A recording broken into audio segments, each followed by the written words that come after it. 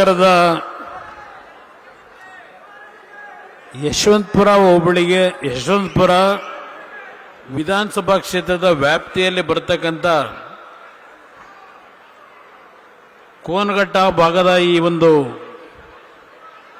ಮೈದಾನದಲ್ಲಿ ಬೆಂಗಳೂರು ನಗರದ ಜಾತ್ಯತೀತ ಜನತಾದಳದ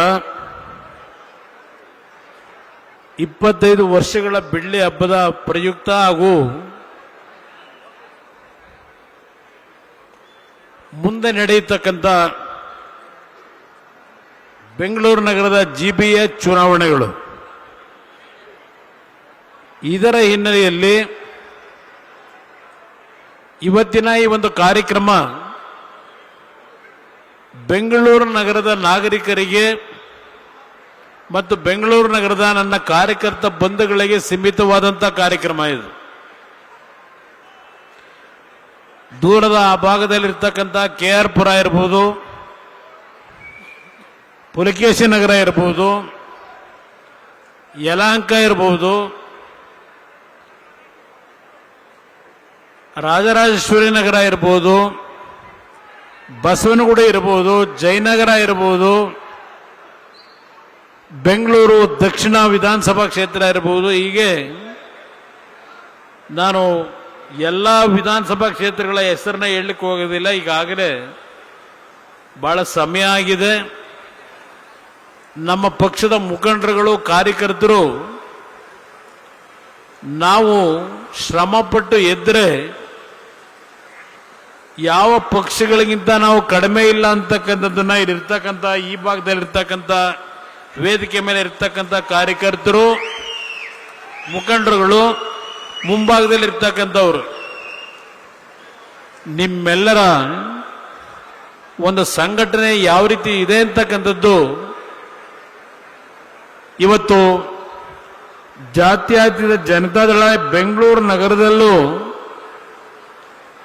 ಸದೃಢವಾಗಿ ಬೆಳೆಸಲಿಕ್ಕೆ ನಾವು ಕಾರ್ಯಕರ್ತರು ತಯಾರಾಗಿದ್ದೇವೆ ಅಂತಕ್ಕಂಥ ಸಂದೇಶ ಈ ಕಾರ್ಯಕ್ರಮದಲ್ಲಿ ನೀವು ನೀಡಿದ್ದೀರಿ.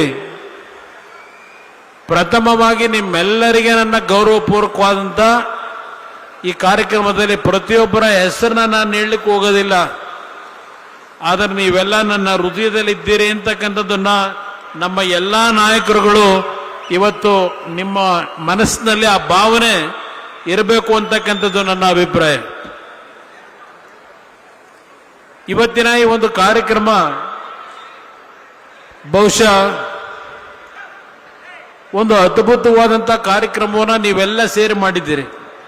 ವೇದಿಕೆ ಮೇಲೆ ನಮ್ಮ ರಾಷ್ಟ್ರೀಯ ಅಧ್ಯಕ್ಷರು ಇದೀಗ ತಾನೇ ನಿಮ್ಮೆಲ್ಲರನ್ನು ಉದ್ದೇಶಿಸಿ ಮಾತನಾಡಿದ್ದಾರೆ. ಅದೇ ರೀತಿಯಲ್ಲಿ ನಿಖಿಲ್ ಕುಮಾರಸ್ವಾಮಿ ಅವರು ಸಹ ಬೆಂಗಳೂರು ನಗರದಲ್ಲಿ ಹಿಂದೆ ನಡೆದಂಥ ಒಂದು ಅಭಿವೃದ್ಧಿ ಕಾರ್ಯಕ್ರಮಗಳಿರ್ಬೋದು, ಜನತಾದಳದಿಂದ, ಸನ್ಮಾನ್ಯ ದೇವೇಗೌಡರಿಂದ, ಹಾಗೂ ಈಗಿನ ಒಂದು ಅಕ್ರಮಗಳೇನಿದ್ದಾವೆ ಸುದೀರ್ಘವಾಗಿ ಎಲ್ಲ ವಿಷಯವನ್ನು ಪ್ರಸ್ತಾಪ ಮಾಡಿದ್ದಾರೆ. ನನ್ನ ಎಲ್ಲ ವೇದಿಕೆ ಮೇಲೆ ಉಪಸ್ಥಿತಕ್ಕಂಥ ಬೆಂಗಳೂರು ನಗರದ 5 GBA ವ್ಯಾಪ್ತಿಯ ನಾಯಕತ್ವ ಏನು ಕೊಟ್ಟಿದ್ದೇವೆ ಮತ್ತು ವಿಧಾನಸಭಾ ಕ್ಷೇತ್ರಗಳಲ್ಲಿ ಯಾವ ಒಂದು ಜವಾಬ್ದಾರಿಯನ್ನು ನಿಮ್ಮಗಳಿಗೆ ಕೊಟ್ಟಿದ್ದೇವೆ, ನಿಮ್ಮಲ್ಲಿ ಕೈ ಜೋಡಿಸಿ ಮನವಿ ಮಾಡ್ತಕ್ಕಂಥದ್ದು, ನಾವು ಹಿಂದೆ ಮಾಡಿರತಕ್ಕಂಥ ಕಾರ್ಯಕ್ರಮಗಳು ಒಂದು ಭಾಗ, ಮುಂದೆ ನಾವು ಈ ಒಂದು ಬೆಂಗಳೂರು ನಗರವನ್ನ ಈ ದುಸ್ಥಿತಿಗೆ ತಂದಿರತಕ್ಕಂಥ ಹಲವಾರು ಪಕ್ಷಗಳ ನಾಯಕರುಗಳ ನಡವಳಿಕೆಗಳೇನಿದೆ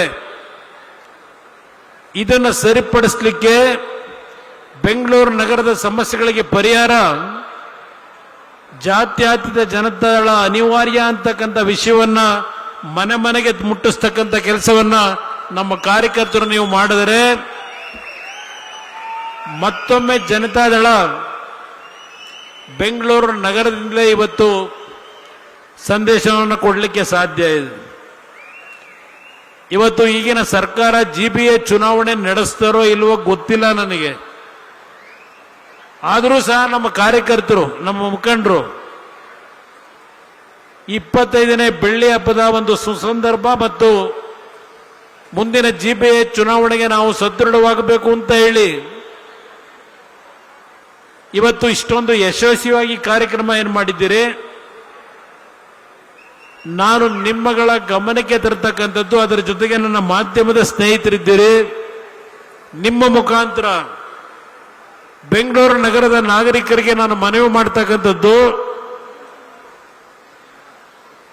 ಒಂದು ಬಾರಿ ಈ ನಾಡಿನಲ್ಲಿ ಕರ್ನಾಟಕ ನಾಡಿನ ಜನತೆ ಮತ್ತು ಬೆಂಗಳೂರು ನಗರದ ನಾಗರಿಕರು ಒಂದು ಅವಕಾಶವನ್ನು ಜಾತ್ಯತೀತ ಜನತಾದಳಕ್ಕೆ ನನ್ನ ನೇತೃತ್ವದಲ್ಲಿ ನೀವು ನೀಡಿ ಈ ಬೆಂಗಳೂರು ನಗರದ ಅಭಿವೃದ್ಧಿ ಅಷ್ಟೇ ಅಲ್ಲ, ಈ ನಾಡಿಗೆ ಆಗಿರ್ತಕ್ಕಂಥ ಒಂದು ರೀತಿಯ ಗ್ರಹಣಗಳನ್ನು ಏನು ನಡೆಸಿದ್ದಾರೆ, ಆ ಗ್ರಹಣಗಳಿಗೆ ಮುಕ್ತಿಯನ್ನು ಕೊಡ್ತಕ್ಕಂಥದ್ದಕ್ಕೆ ಈ ಪಕ್ಷವನ್ನು ಒಂದು ಬಾರಿ ಪರೀಕ್ಷೆ ಮಾಡಿ ಅಂತ ಹೇಳಿ ನಾಡಿನ ಜನತೆಗೆ, ಬೆಂಗಳೂರು ನಗರದ ನಾಗರಿಕರಿಗೆ ಈ ವೇದಿಕೆ ಮುಖಾಂತರ ನಾನು ಮನವಿಯನ್ನು ಮಾಡ್ತಾ ಇದ್ದೇನೆ. ನಾನು 2 ಬಾರಿ ಮುಖ್ಯಮಂತ್ರಿ ಆಗಿದ್ದು ನಾಡಿನ 6.5 ಕೋಟಿ ಜನತೆ ಸಂಪೂರ್ಣ ಆಶೀರ್ವಾದ ಮಾಡಿ ಸ್ವತಂತ್ರವಾದ ಸರ್ಕಾರವನ್ನು ನಾನು ನಡೆಸಲಿಲ್ಲ, ಇನ್ನೊಬ್ಬರ ಹಂಗಿನಲ್ಲಿ ನಾನು ಸರ್ಕಾರ ನಡೆಸಿದೆ. 2006-7 ಬೆಂಗಳೂರು ನಗರದ ನಾಗರಿಕರಿಗೆ ಮನವಿ ಮಾಡ್ತೇನೆ, ನನ್ನ ಕಾರ್ಯಕರ್ತರಿಗೆ ನೆನಪಿಸ್ಕೊಡ್ತೇನೆ. ಇವತ್ತು ಯಾವೊಂದು ಮೆಟ್ರೋ ರೈಲಿನ ವ್ಯವಸ್ಥೆಗಳು ಈ ನಗರದಲ್ಲಿ ಈ ಮಟ್ಟಕ್ಕೆ ಆಗಬೇಕಾದರೆ ನೀವು ಬೆಳೆಸಿರ್ತಕ್ಕಂಥ ನಿಮ್ಮ ಮನೆಯ ಮಗನೋ ಅಣ್ಣನೋ ತಮ್ಮನೋ ಅಂತಕ್ಕಂಥ ಪ್ರೀತಿಯನ್ನು ಕೊಟ್ಟಿದ್ದೀರಿ. ಇದೇ ಕುಮಾರಸ್ವಾಮಿ ಮೊದಲನೆಯ 19 ಕಿಲೋಮೀಟರ್ಗೆ ಮನಮೋಹನ್ ಸಿಂಗ್ ಅವರನ್ನ ಆಹ್ವಾನ ನೀಡಿ ಕಾರ್ಯಕ್ರಮಕ್ಕೆ ಶಂಕುಸ್ಥಾಪನೆಯನ್ನು ನೆರವೇರಿಸಿದ್ದು ಏನು ತಿಳಿದೆ ಮೊದಲನೇ ಬಾರಿಗೆ ಶಾಸಕನಾಗಿ ಮುಖ್ಯಮಂತ್ರಿಯಾಗಿ ಅವತ್ತು ಕಾರ್ಯಕ್ರಮವನ್ನು ಪ್ರಾರಂಭ ಮಾಡಿದ್ದು. ಬೆಂಗಳೂರು ನಗರದ ಹಲವಾರು ಫ್ಲೈಓವರ್ಗಳು, ಹಲವಾರು ರೀತಿಯ ಒಂದು ಟನಲ್ ರೋಡ್ಗಳನ್ನು ಮಾಡತಕ್ಕಂಥ ನಿರ್ಧಾರ ಅವತ್ತು ಮಾಡಿದ್ದೆ. ಇವತ್ತು ಸುಮಾರು 17 ವರ್ಷ ಆಗಿದೆ. ಈಗಿನ ಸರ್ಕಾರ ಟನಲ್ ರೋಡಿನ ಬಗ್ಗೆ ಕನವರಿಕೆ ಈಗ ಮಾಡ್ತಾ ಇದ್ದಾರೆ. ನಾನು ಅಂದೇ ಒಂದು ಕೊರಿಯಾ ಕಂಪನಿಗೆ ಒಂದು ಆದೇಶ ಮಾಡಿ ಮೀನ್ ಸ್ಕ್ವೇರ್ನಿಂದ ನಮ್ಮ ಹೆಬ್ಬಾಳದ ಫ್ಲೈಓವರ್ ಅವರಿಗೆ